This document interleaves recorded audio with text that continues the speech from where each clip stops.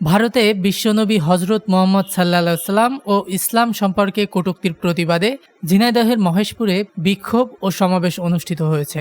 রোববার সকালে উপজেলা ওলামা ও ইমাম পরিষদের আয়োজনে কেন্দ্রীয় জামে মসজিদ প্রাঙ্গণ থেকে একটি বিক্ষোভ মিছিল বের করা হয়। মিছিলটি শহরের বিভিন্ন সড়ক ঘুরে কলেজ স্ট্যান্ডে গিয়ে শেষ হয়। পরে সেখানে অনুষ্ঠিত হয় সমাবেশ।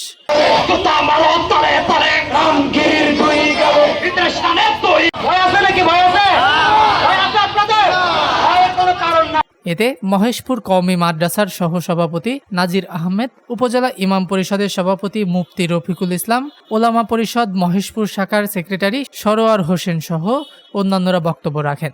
সমাবেশ থেকে বক্তারা হুঁশিয়ারি দিয়ে বলেন, বিশ্ব নবীর অপমান বরদাস্ত করা হবে না। এছাড়াও ধর্মীয় অনুভূতিতে আঘাত করায় আন্তর্জাতিক আইনের মাধ্যমে জড়িতদের দৃষ্টান্তমূলক শাস্তির দাবি করেন মুসল্লিরা। দীপঙ্কর বর্মন, নিউজ ডেস্ক, দৈনিক রানার।